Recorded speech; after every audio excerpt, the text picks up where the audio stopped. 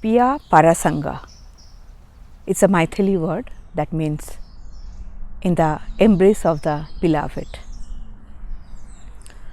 Indian mythology has many stories that are complex, layered and evolved, and they often carry the profound philosophy of Hinduism and a very strong social message. In the PIYA PARASANGA script, we have picked up a story from Indian mythology that deals with the celestial characters. The plot line is not only very thrilling and multi-dimensional,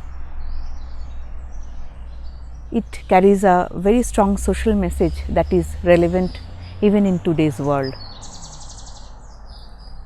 The main protagonists of this story, Ila and Bodh, they are incomplete in their body, but they celebrate their existence and they are not marginalized in the society in any way, and they find love in each other.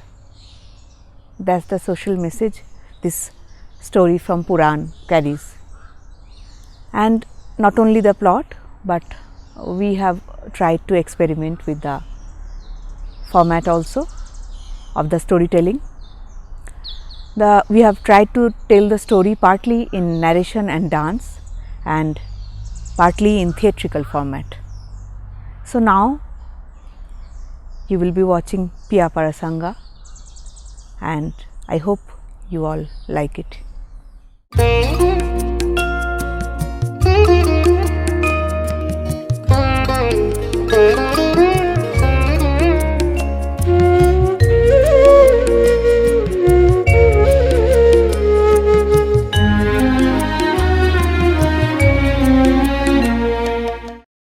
Indriyani parannahura indriyebhya parang manah manasastu parabuddhir yo buddhihi paratastu swa. The senses are superior to the gross body. Superior to the senses is the mind. Beyond the mind is the intellect, and even beyond the intellect is the soul. In the eternal dominion of cosmos, Som, the moon god, is the son of Atri and the grandson of Lord Brahma. Brihaspati is the guru of gods, and his beautiful wife Tara is a goddess of stars. Som, upon attaining youth, decided to perform Rajasuya Yagna in order to gain recognition in the planetary system. The Yagna Sabha was a grand congregation with every member of Devlok present. It was also one of the rare occasions in which Daitya Guru Shukracharya was a guest. Lord Brahma was the patron of the Rajasuya Yagna, keeping a guiding eye on the proceedings. Dev Guru Brihaspati presided over the rituals of Homa, the sacrificial fire.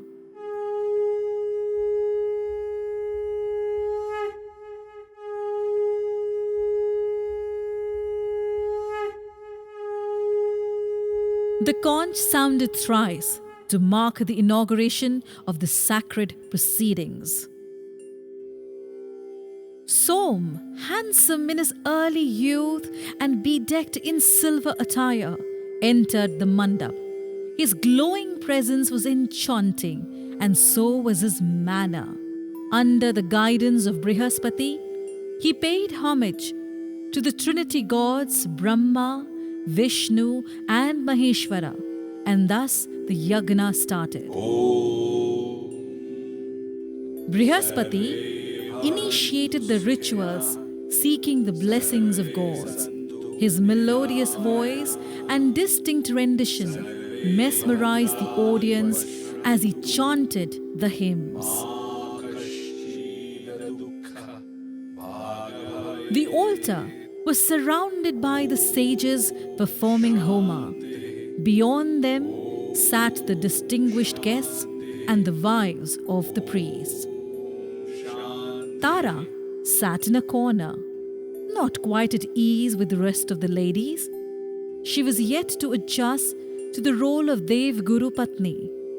Her young face was so soft and pretty, her eyes carrying an innocent charm. Som's eyes fell on her as he was greeting the guests during the ceremony. Tara noticed him too.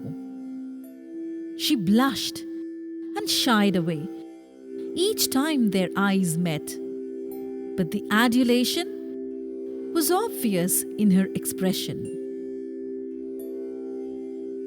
The yagna successfully concluded in a while. Guests were full of praise for Som. His place as Chandra, the lunar god, was established now. His young face illuminated in triumph. Or was it something more?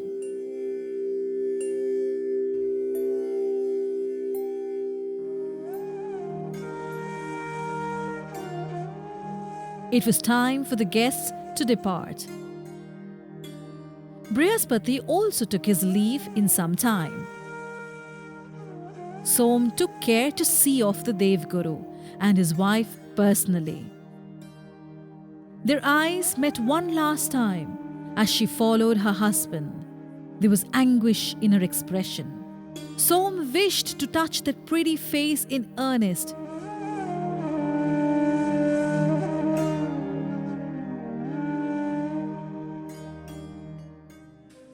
Instead, stood at the doorway with deep sense of longing.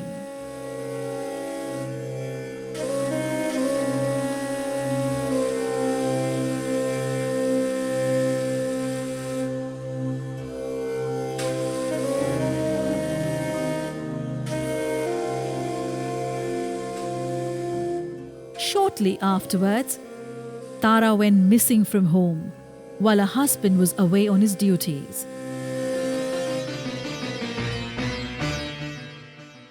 Brihaspati, a middle-aged man accustomed to self-discipline and austerity, never showed any sign of emotion towards his young wife earlier. But this time, he broke down and sought help from Devraj Indra to search for Tara.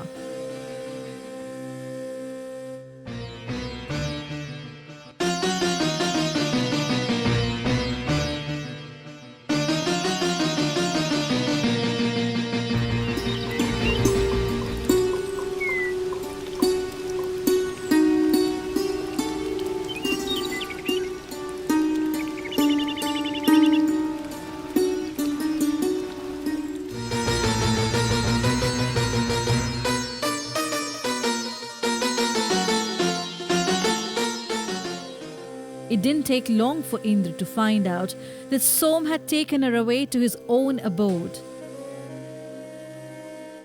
Brihaspati challenged Som in a fury, demanding return of his wife. He had the support of Devlok in this conflict. Surprisingly, Som refused and declared war.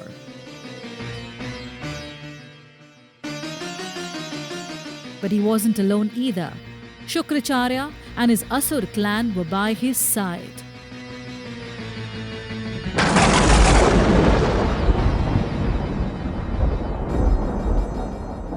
A fierce battle ensued in no time, in which Brihaspati fought for justice and Som for love. The war went on, showing no sign of an end. It started disturbing the balance of the universe.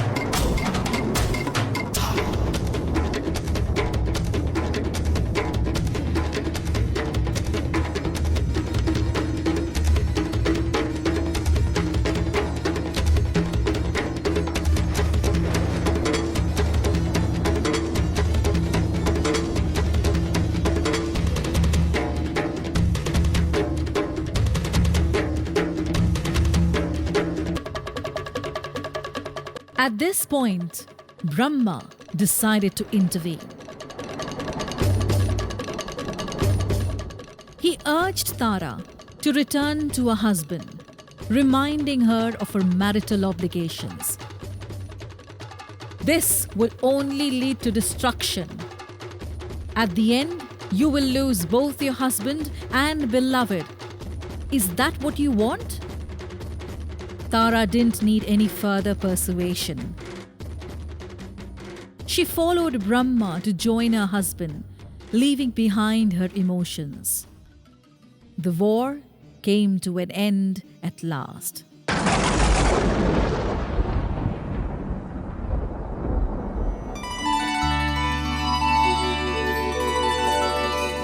There is something I need to tell you, Bhagavan, she pleaded to Brahma.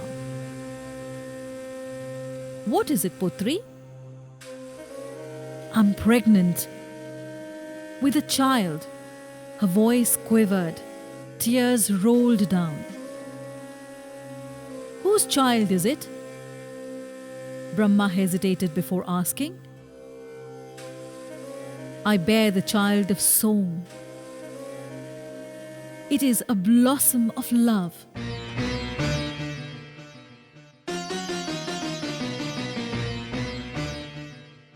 A son was born to Tara in due course. Brihaspati, on his righteousness, decided to give the child his own name. As he saw the baby for the first time, a beautiful boy with the glow of Chandrama. His enchanting smile reminded Brihaspati of his real father. Jealousy shook up, and he cursed the child in momentary rage. He would never attain full manhood. With all his perfections, he would remain an imperfect man.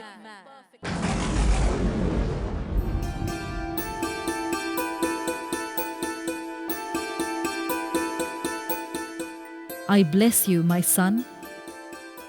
You will find true love in life and be a proud father to carry forward my lineage. Som pronounced in return. The boy was named Budh, the planet Mercury.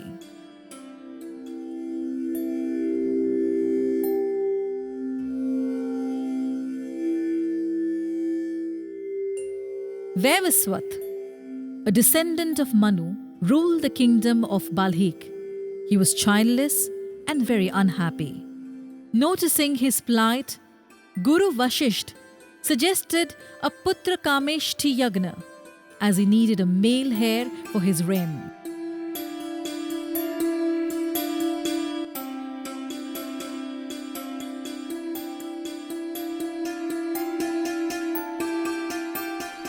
It was an auspicious day of Falgun.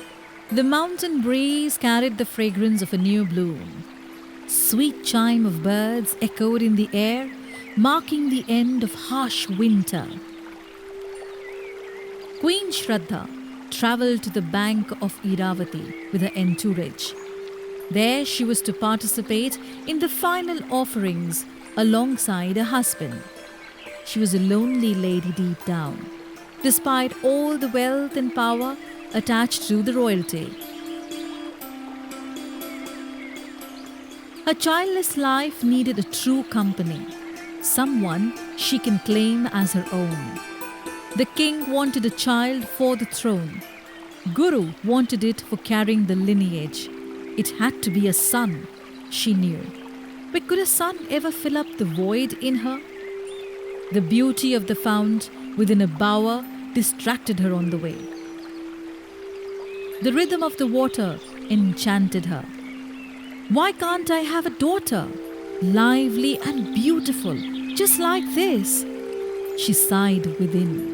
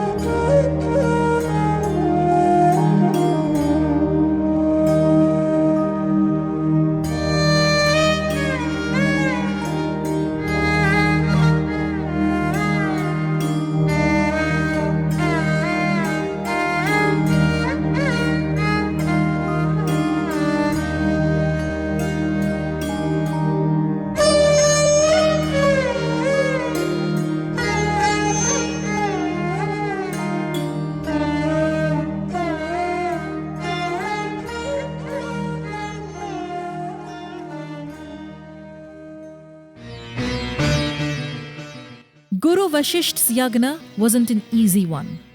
It was meant to invoke blessings from Lord Mitra and Varun. And so, the royal couple needed to concentrate. Pray hard and tell the lords what you want, Gurudev whispered during the final offering.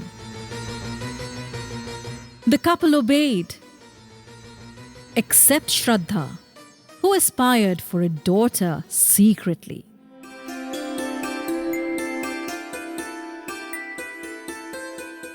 A healthy boy was born within a year.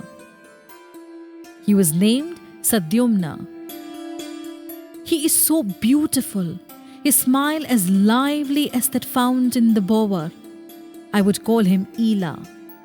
Shraddha kept it to herself, though occasionally addressed him Ela in private. As the years passed, Sadyumna grew up trained in weaponry and politics.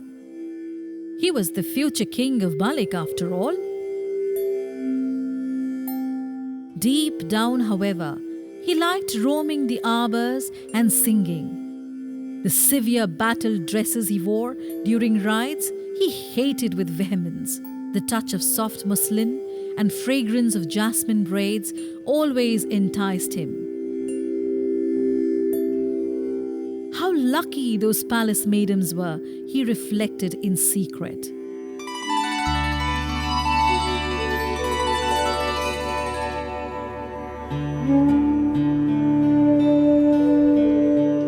It was a bright sunny day. The prince went out for hunting alone. Hunting was merely an excuse. Essentially, he wished to spend some time on his own.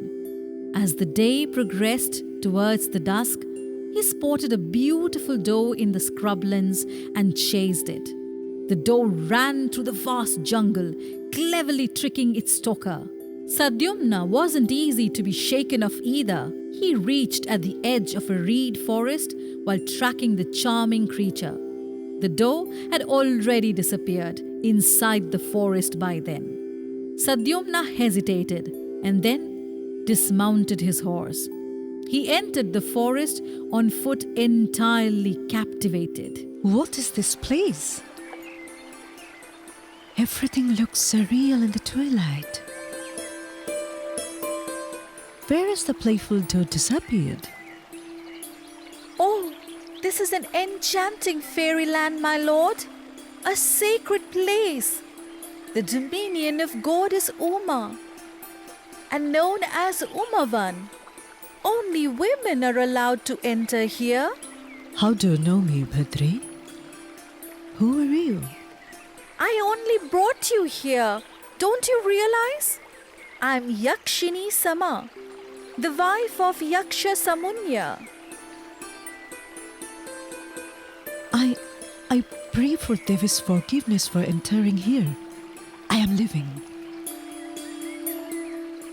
But why should you leave? Didn't you just mention that this place is only for women? Ask yourself, my lord, not me. Possibly your destiny has brought you here.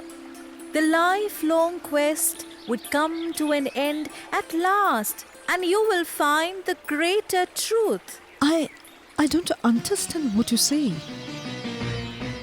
But still, like it somehow. Let's go and sit at the fount. See how the peahens are playing by its bank?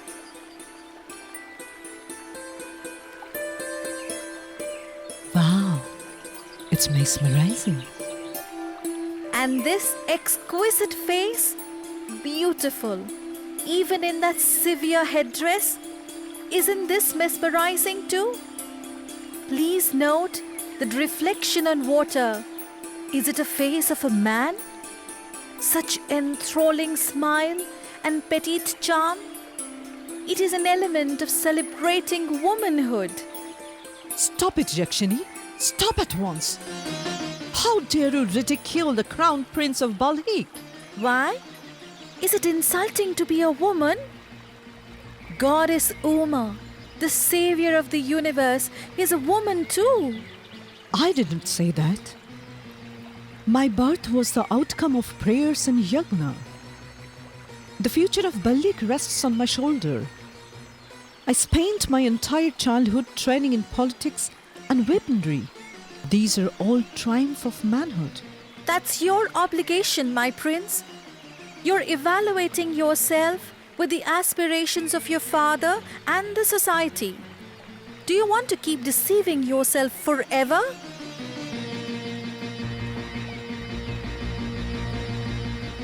I am feeling restless after hearing you. Why did you bring me to this place? I brought here to say, don't torment yourself. Now I would leave. Sama, wait! You have created a mystery. Don't leave without solving it. Search in your soul. You will find the answer.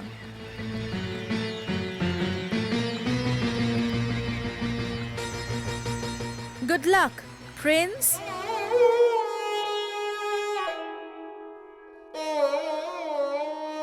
It is way past sunset.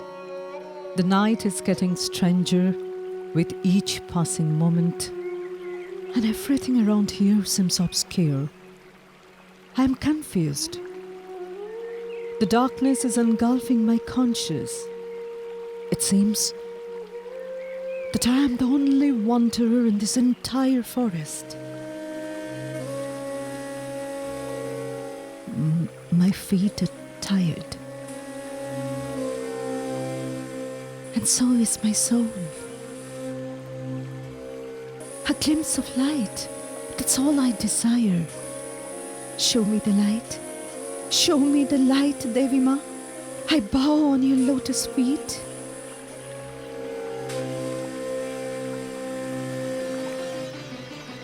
In this auspicious moment of dawn, the nature looks sublime. The darkness of my mind has disappeared too. Today, I shall renounce all my inhibitions and doubts in this fountain water.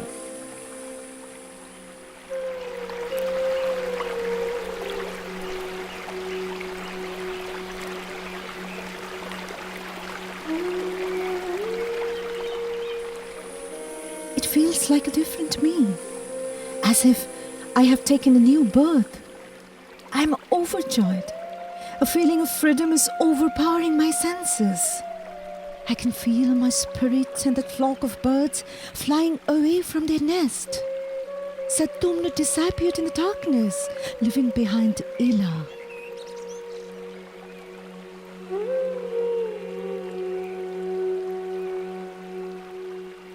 The princess of Balhik.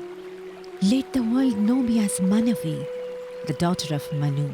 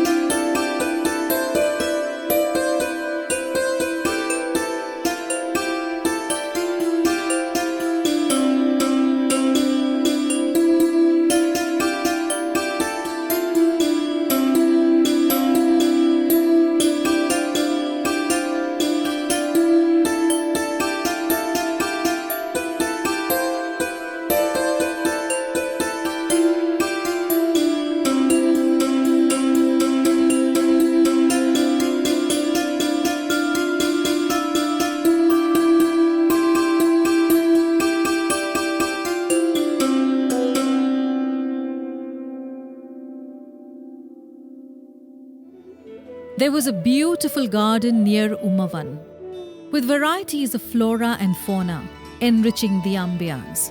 The humming of parakeet couples and cuckoos echoed in the air in all seasons. Spirited deer roamed around happily, and the southern breeze caressed gently like a beloved.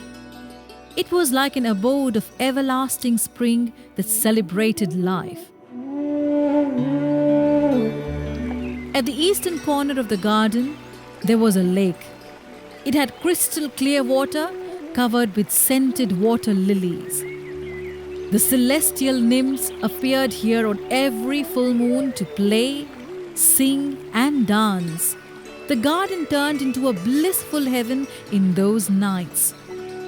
Prince of the Cosmos Buddh owned this garden. He favored this place to spend his leisure. This pleasant morning appears to be a bit different.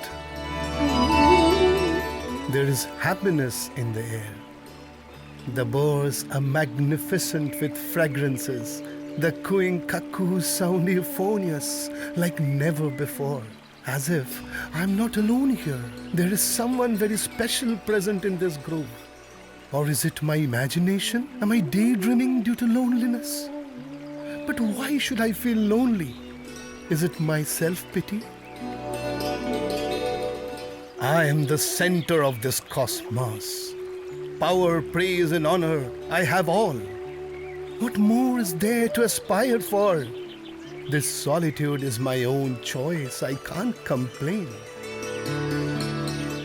Maybe I'm perturbed by the cajoling of that parakeet couple on the treetop.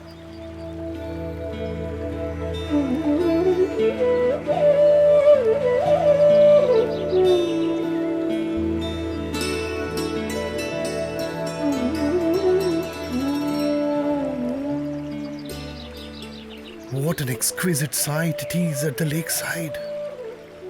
Is it real or merely a dream? Holding a bunch of water lilies like an apsara. The water is kissing her lacquered feet.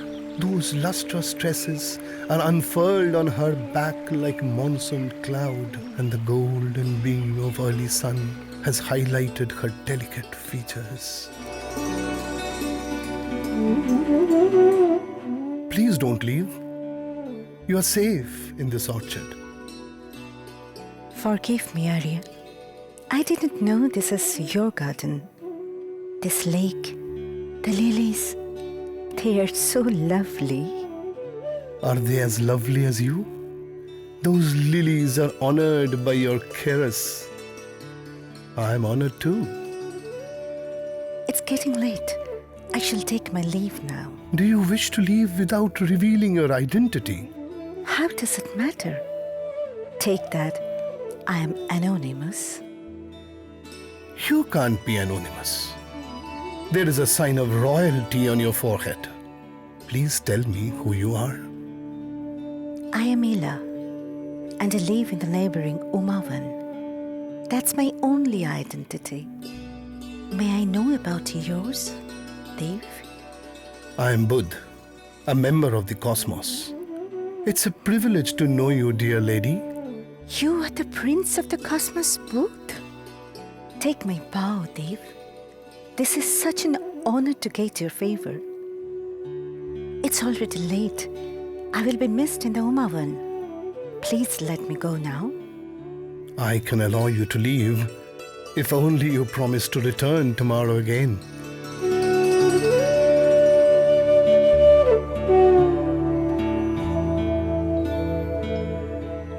It has been a fortnight since we met. Every moment seems like eternity in your absence nowadays. Can you tell me why? How do I know? Does it happen to you too, Ila? Tell me.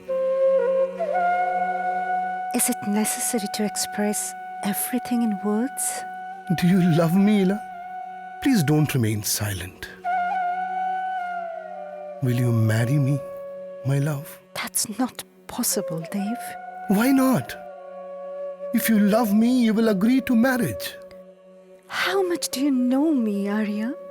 I know enough, Ila. Yakshini Sama came in my dream last night. She told me everything. Even then, you want to marry me? Then only I decided to marry you, dear. It came from the core of my heart. Still, Your birth was meant to fulfill your father's ambition, and you grew up with the burden of justifying it. Why do you feel uneasy about that? You have discovered your true self with so much of courage. I'm proud of you. that's your greatness, Dev. No, it's not greatness. This is love. I'm cursed since my birth. The burden of it falls heavy even after achieving fame and power. I was a child of love, but yet brought so much of hatred. As the years passed, I received adulations in the Devlok. I was surrounded by friendship and affection, but still there has been such a void. The admirations from the Apsaras, attention from the Gandharvas, nothing could take away that loneliness.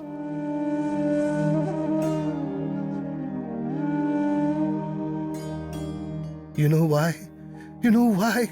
Because I have never noticed a trace of love in their eyes. All they had was pity and compassion. A man can get love, but an incomplete man, how can he expect a woman's devotion?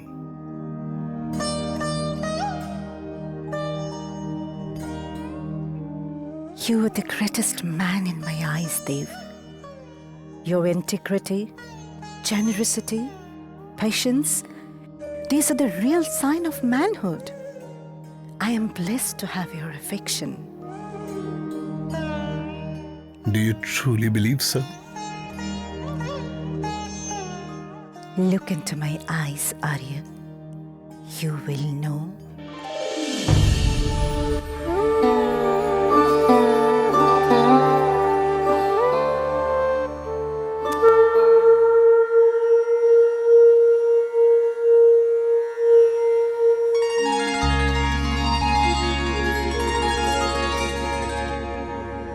अधिक जन्म गेला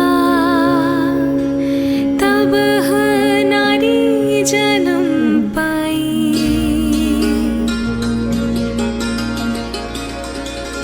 भांगी सकल विधि संशय आजो सफल जन्म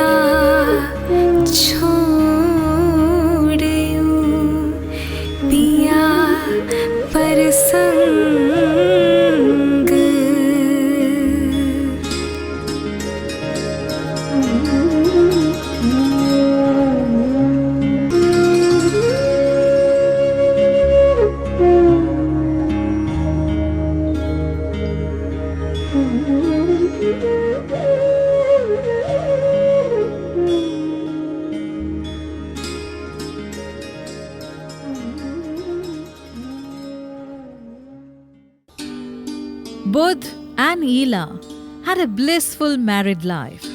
Their son, Pururuva, started the famous Chandravansh. Kaurav and Pandavas carried his lineage forward, as mentioned in the epic Mahabharata.